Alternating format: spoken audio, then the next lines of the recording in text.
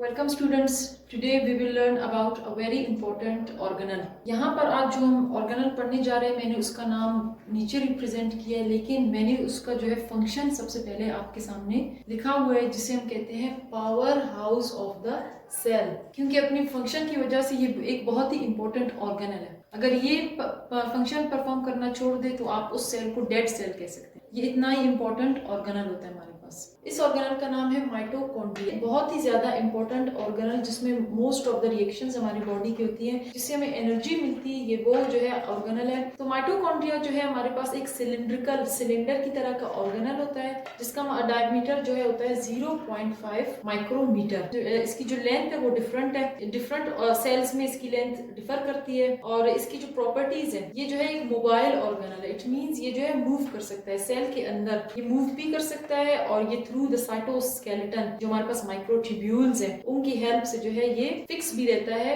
अपनी पोजीशन पर सेल में। लेकिन ये हाईली मोबाइल है, मूव करता है बहुत ज्यादा, और ये प्लास्टिक है। प्लास्टिक मींस डिफरेंट शेप्स जो है अडेप्ट कर सकता है, और इसकी जो है शेप में फिर कोई जो ओवरऑल जो इसका स्ट्रक्चर है उस पर कोई अफेक्ट नहीं होता है, इसीलिए एक प्लास्टिक ऑर्गेनल है। और समटाइम्स तो ये इतना चेंजेबल होता है, समटाइम्स दो माइटोकॉन्ड्रिया एक दूसरे के साथ फ्यूज होकर अगेन जो है सेपरेट हो जाते हैं, फिर भी उनकी जो ओवरऑल जो उनका स्ट्रक्चर है उस पर कोई इम्पैक्ट नहीं पड़ता इस शेप की चेंज करने से। और ज्यादातर हमारे पास ये जो है उन सेल्स में रिक्वायरमेंट इनकी होती है जिन सेल्स को एनर्जी ज्यादा जरूरत हो, जैसे कि हमारे पास स्पर्म सेल्स है। इनका जो फ्लैजुलम होता है, स्पर्म सेल आपको पता है ये एक मूवेबल मोबाइल सेल है। इसका एक फ्लैजुलम होता है, और फ्लैजुलम के थ्रू इसको मूव करना होता है। तो मूवमेंट के लिए जो है कॉन्स्टेंटली जो है एनर्जी की जरूरत। तो इसके जो फ्लैजुलम है उसके साथ जो है मल्टीपल जो है माइटोकॉन्ड्रिया रैप हुए हुए, और यहाँ पर ज्यादातर माइटोकॉन्ड्रिया है क्योंकि इसको एनर्जी की ज्यादा जरूरत होती है मूवमेंट के लिए। ये डिस्कवर हुआ था 1948 को लिवर सेल्स में, और लिवर सेल्स में ये जो है 1000 to 1600 जो है नंबर है इसका लिवर सेल में, इतने ज्यादा होते हैं। क्योंकि लिवर सेल्स आपको पता है ज्यादातर जो हमारे बॉडी के फंक्शंस होते हैं वो लिवर सेल्स ही परफॉर्म करते हैं। जैसे कि हमारे पास आपने देखा होगा डिटॉक्सिफिकेशन, मल्टीपल फंक्शंस होते हैं। तो ऐसे ही हमारे पास जो फूड प्रिपेयर होता है डाइजेस्ट होने के बाद वो एंटर ही होता है कहाँ पर, लिवर सेल में, और वहां पर उसकी प्रोसेसिंग होनी होती है। और ये उन सेल्स में ज्यादा है जिन सेल्स में एनर्जी रिक्वायरमेंट ज्यादा है, मतलब ये डायरेक्टली प्रोपोर्शनल है उन सेल्स के जिन सेल्स में एनर्जी रिक्वायरमेंट ज्यादा होती है। और हार्ट सेल में ये इतने 3 टाइम्स जो है हमारे लिवर सेल से ज्यादा होते हैं, क्योंकि आपको पता है हार्ट सेल्स का जो फंक्शन है वो बॉडी में सबसे ज्यादा है। हमारा हार्ट सेल हर वक्त काम करता रहता है। माइटोकॉन्ड्रिया का स्ट्रक्चर जो है, यहाँ पर हमारे पास एक जो है नॉर्मल सेल है, सेल के अंदर न्यूक्लियस है, और ये जो आपको सिलेंड्रिकल स्ट्रक्चर नजर आ रहा है इसे हम क्या कहते हैं, माइटोकॉन्ड्रिया। ये जो हमारे पास माइटोकॉन्ड्रिया है ये हमारे पास सिलेंड्रिकल शेप में आपको नजर आ रहा है, सिलेंडर की तरह सिलेंड्रिकल शेप में प्रेजेंट होता है। अगर हम इसको ओपन करें तो सबसे जो इसकी आउटर कवरिंग है, जो आउटर लेयर है, उसको हम कहते हैं आउटर कवरिंग। देन उसके पास आपको ये ब्लू फील्ड जो एरिया नजर आ रहा है, इसे हम कहते हैं inter membrane space. Inter membrane space कहते हैं इसे, या फिर इसे कहते हैं outer compartment. Inter membrane space कहते हैं इसे क्योंकि ये दो मेम्ब्रेन्स के दरमियान में है। जो हमारे पास माइटोकॉन्ड्रिया है ये भी बिल्कुल दूसरे ऑर्गेनल्स की तरह, जैसे कि हमारे पास ईआर हो गया, गोल्जी एपेरेटस है, उनकी तरह ये भी बिल्कुल हमारे पास डबल मेम्ब्रेन बाउंड, मतलब 2 मेम्ब्रेन से बना हुआ, एक आउटर मेम्ब्रेन आउटर कवरिंग और इनर मेम्ब्रेन इनर। तो जो आउटर और इनर मेम्ब्रेन के बीच में जो एरिया है उसे हम कहते हैं inter membrane space. Inter means between 2 membrane, a space between 2 membranes. तो इस इंटर मेम्ब्रेन स्पेस में होता क्या, कुछ ग्रेन्यूल्स होती हैं, और इसमें होता है होमोजीनियस फ्लूइड। अब होमोजीनियस फ्लूइड क्या होता है, होमो मींस सेम, मतलब इस फ्लूइड में हर जगह जो हमारे पास न्यूट्रिएंट्स हैं उनकी कंसंट्रेशन सेम रहेगी, बिल्कुल इसी तरह जैसे कि आप चीनी और पानी को मिक्स करेंगे और उसका एक आप शरबत बनाएंगे। अब हर घूंट में आपको बिल्कुल सेम ही जो है चीनी और पानी का जो है कंसंट्रेशन मिलेगा। अब ऐसा नहीं होगा कि एक घूंट में जो है आपको चीनी ज्यादा मिल रही है और एक घूंट में चीनी की जो कंसंट्रेशन है वो कम है, वो बिल्कुल आपको हर घूंट में सेम ही चीनी का जो है टेस्ट मिलेगा। आउटर कंपार्टमेंट इसे क्यों कहते हैं, क्योंकि इस आउटर कंपार्टमेंट के अलावा एक और कंपार्टमेंट भी है जिसे हम कहते हैं इनर कंपार्टमेंट, या फिर हम उसे कहते हैं क्या, माइटोकॉन्ड्रियल मैट्रिक्स। ये इनर कंपार्टमेंट सराउंडेड है किससे, इनर मेम्ब्रेन से, जो कि हमारे पास प्रेजेंट है इन द फॉर्म ऑफ रिजिड्स या फिर इनकम्प्लीट सेप्टा, ये जो आपको इनवेजिनेशंस या फिर रिजिस आपको पता है अंदर की तरफ निकली हुई प्रोजेक्शंस है, या फिर हम इन्हें से कहते हैं इनकम्प्लीट सेप्टा। सेप्टा क्या है? कोई भी चीज जो कि किसी चीज को डिवाइड करे, तो ये कम्प्लीटली तो डिवाइड नहीं करी ना, इनकम्प्लीटली डिवाइड करी, तो इसीलिए हम इन्हें कहते हैं इनकम्प्लीट सेप्टा या फिर रिजिस। और ये फीचर है किसका? Inner membrane. तो ये इनर मेम्ब्रेन सराउंड करता है हमारे पास किसको? माइटोकॉन्ड्रियल मैट्रिक्स को या इनर कंपार्टमेंट को। तो सबसे पहले अब हमारे पास क्या है? ये इनर कंपार्टमेंट हुआ जिसे माइटोकॉन्ड्रियल मैट्रिक्स कहते हैं, उसको सराउंड किया है इनर मेम्ब्रेन ने। देन उसके बाद इंटर मेम्ब्रेन स्पेस है जिसे हम आउटर कंपार्टमेंट कहते हैं, और उसको सराउंड किया आउटर कवरिंग। अब हम देखते हैं कि ये जो माइटोकॉन्ड्रियल मैट्रिक्स है इसके अंदर होता क्या है। यहाँ पर तो होमोजेनस फ्लूइड था, आउटर कंपार्टमेंट में इनर कंपार्टमेंट जिसे हम माइटोकॉन्ड्रियल मैट्रिक्स कहते हैं, उसमें हमारे पास प्रेजेंट है राइबोसोम्स, कुछ ग्रेन्यूल्स जो कि अटैच होती है अराउंड दीज रिजेस, और हमारे पास इसका एक अपना डीएनए होता है। अब क्योंकि इसके पास अपना डीएनए है तो ये अपने प्रोटीन्स बना सकता है, और जिसके पास डीएनए होता है वो मैसेंजर आरएनए बनाता है। राइबोसोम्स और ये जो इसका डीएनए है ये बिल्कुल ऐसे ही जैसे हमारे पास प्रोकैरियोट्स के राइबोसोम्स, मतलब 70S राइबोसोम, और डीएनए भी बिल्कुल उसी तरह का है जैसे कि हमारे पास सर्कुलर डीएनए प्रोकैरियोट्स में होता था। तो ये हमारे पास जो है एक लिंक है बिटवीन प्रोकैरियोट्स एंड यूकैरियोट्स। मतलब सम ऑफ द साइंटिस्ट ये व्यू देते हैं, ये थ्योरी है जिसे हम कहते हैं एंडोसिम्बायोन थ्योरी, कि प्रोकैरियोट्स ने जो है क्या किया?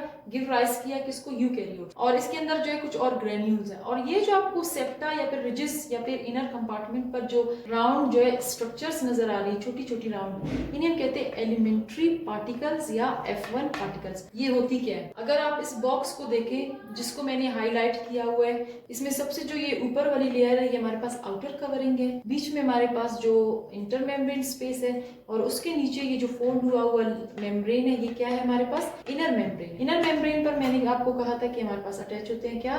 एलिमेंट्री पार्टिकल्स या फिर F1 F0 पार्टिकल्स। एक माइटोकॉन्ड्रिया के इनर मेम्ब्रेन पर अप्रोक्सीमेटली 104 to 105 एलिमेंट्री पार्टिकल्स होती हैं, और ये इनका जो डायामीटर होता है, आप ये जो है फिगर्स याद रख ले, जरूरी नहीं, क्योंकि ये जो है डिफरेंट बुक्स में या फिर वेबसाइट्स पर इनकी जो है वैल्यूज बदलती रहती है। तो इसके जो ओवरऑल जो डायामीटर है एलिमेंट्री पार्टिकल का वो 8.5 नैनोमीटर है। जितने भी हमारे पास F1 पार्टिकल्स है उन सब के बीच में जो डिस्टेंस है, या फिर जितने इंटरवल से और जिस डिस्टेंस से वो एक दूसरे के करीब पड़े हुए, उस डिस्टेंस का जो वैल्यू क्या है वो हमारे पास 10 नैनोमीटर है। मतलब 10 नैनोमीटर के इंटरवल से ये एक दूसरे के पास प्रेजेंट है, ये इनका डिस्टेंस है। स्ट्रक्चर को अगर हम इस F1 पार्टिकल के खोल कर देखें तो ये नीचे आपके पास इनर मेम्ब्रेन है, उसके ऊपर ये जो छोटा सा आपको बॉक्स नजर आ रहा है रेक्टेंगुलर, इसे हम क्या कहते हैं? F0 सब यूनिट। F1 जो पार्टिकल है ये 3 सब यूनिट से मिलकर बना है। एक हमारे पास F0 सब यूनिट है, और एक ऊपर जो हमारा F1 सब यूनिट है उसे हम हेड भी कहते हैं। तो एक हमारा हेड सब यूनिट हो गया, और ये F0 सब यूनिट, और बीच में जो इन दोनों को कनेक्ट कर रहे हैं उसे हम क्या कहते हैं? स्टॉक कहते हैं। ये पूरा एक कॉम्प्लेक्स बनाते हैं जिसे हम क्या कहते हैं? F1 F0 ATPase complex. F1 F0 ATPase complex भी बोलते हैं इसे हम, F1 F0 पार्टिकल भी कहते हैं, इसे हम F1 पार्टिकल भी कहते हैं, एलिमेंट्री पार्टिकल भी कहते हैं, और फिर इसे हम एक और नाम देते हैं जिसे बहुत इंपॉर्टेंट नाम है प्रोटॉन पंप कहते हैं इसे। अब हम देखेंगे कि इसे प्रोटॉन पंप या फिर एटीपेज कॉम्प्लेक्स क्यों कहा जाता है। अब हम माइटोकॉन्ड्रिया के जो है फंक्शंस देखते हैं कि इसके डिफरेंट कंपार्टमेंट्स में कौन कौन सी फंक्शंस होती हैं। सबसे पहले जो है माइटोकॉन्ड्रियल मैट्रिक्स को देख लेते हैं। वहां पर हमारे पास बहुत ही इंपॉर्टेंट फंक्शंस होते हैं। First of all Krebs cycle, and then alpha और बीटा और गैमा भी हो सकता है, ऑक्सीडेशन ऑफ फैटी एसिड्स। तो क्रेब्स साइकिल को आपने जहन में रखना है। क्रेब्स साइकिल में बहुत ही इंपॉर्टेंट फंक्शंस होते हैं रिगार्डिंग टू एनर्जी प्रोडक्शन। इसमें जो है हमारे पास carbon dioxide as a waste release होता है इस प्रोसेस के रिजल्ट में, और हमारे पास जो है कुछ प्रोटीन्स बनती हैं जो कि इलेक्ट्रॉन्स को कैरी करती हैं। उन प्रोटीन्स का नाम है FADH2, NADH, निकोटीनामाइन, एडिनोसिन डाइन्यूक्लियोटाइड या फ्लेविन एडेनिन डाइन्यूक्लियोटाइड। ये जो है हमारे पास क्या है? इलेक्ट्रॉन कैरियर्स है, और ये प्रोटीन है। अब ये जो यहाँ पर बन जाती है, ये जो है रहती कहाँ पर है? ये हमारे पास जो इनर मेम्ब्रेन है यहाँ पर रहती है। जब इन प्रोटीन्स के थ्रू जो हमारे पास जो इनर कवरिंग है वहां पर एक और इम्पोर्टेंट प्रोसेस होता है जिसे हम कहते हैं इलेक्ट्रॉन ट्रांसपोर्ट चेन, मतलब chain of proteins through which electrons pass. वो चेन प्रोटीन्स का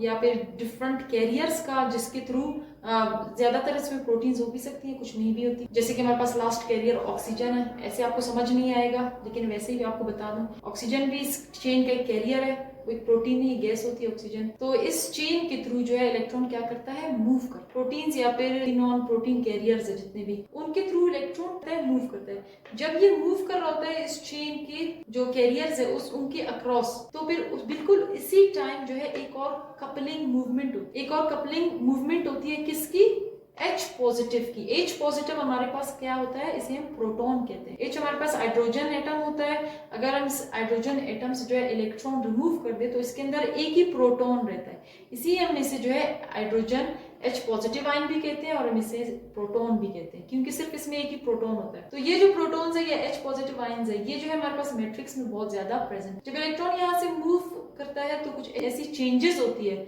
जिसकी वजह से इलेक्ट्रॉन्स में और इन प्रोटॉन्स कपलिंग मूवमेंट होती है। जब ये इस मेम्ब्रेन के थ्रू मूव करते हैं इलेक्ट्रॉन्स, तो ये जो H पॉजिटिव आयन्स है, ये प्रोटॉन्स है, ये मूव करते हैं across the inner membrane from the mitochondrial matrix to the inter membrane space. ऐसे मेम्ब्रेन के क्रॉस इलेक्ट्रॉन्स मूव करेंगे, कुछ चेंजेस होंगी मेम्ब्रेन में जो कि स्टिमुलेट करेंगे इसको, ताकि ये इजीली पास हो सके इनर मेम्ब्रेन से इनटू इंटर मेम्ब्रेन स्पेस। अब इंटर मेम्ब्रेन स्पेस में जब ये पास हो जाएंगी तो इंटर मेम्ब्रेन में इनकी कंसंट्रेशन H पॉजिटिव आयंस की ज्यादा हो जाएगी। और आपको तो पता है जब भी कोई चीज ज्यादा कंसंट्रेशन में किसी जगह पर प्रेजेंट है तो वो हमेशा मूव करेगी ज्यादा कंसंट्रेशन से कम कंसंट्रेशन वाली जगह पर। अब ये जो H पॉजिटिव आयंस है, ये प्रोटॉन्स है, ये अब इंटर मेम्ब्रेन स्पेस में प्रेजेंट है, ये इंटर मेम्ब्रेन स्पेस है और इनकी कंसंट्रेशन भी ज्यादा है और ये हाईली एनर्जेटिक है, क्योंकि मूव करके आए यहाँ पर और कंसंट्रेशन ज्यादा है तो हाईली एनर्जेटिक है। अब इन्हें कम कंसंट्रेशन वाली जगह पर जाना है और कुछ एनर्जी भी लूज करनी है ताकि ये एंटर हो सके इजीली इनटू माइटोकॉन्ड्रियल मैट्रिक्स, यहाँ पर एंटर हो। अब ये जो हाइड्रोजन H पॉजिटिव आयंस ये जो है एंटर होंगी cross the membrane, again cross the membrane, और मेम्ब्रेन के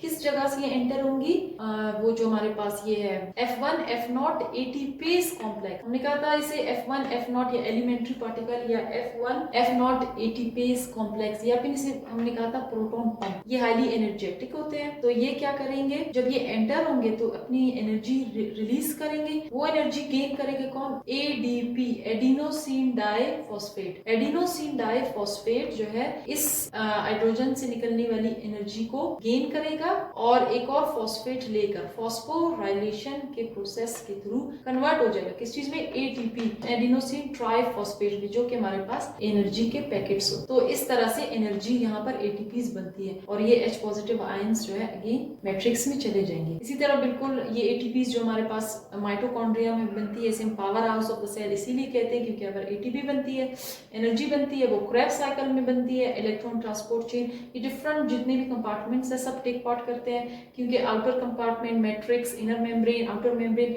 इन सब पर डिफरेंट एंजाइम्स ये जो है रिएक्शंस करवा रहे हैं। तो एनर्जी बनती है और इस पूरे रिएक्शन में जब ये कंप्लीट हो जाता है तो एवरेज जो एनर्जी बनती है वो 36 ATPs है। लेकिन ये मैंडेटरी नहीं है कि हमेशा जो है 36 ATPs बने, हमेशा 36 नहीं, समटाइम्स 38, 32, 34। तो ये था हमारे पास माइटोकॉन्ड्रिया का फंक्शन, ओवरऑल फंक्शन।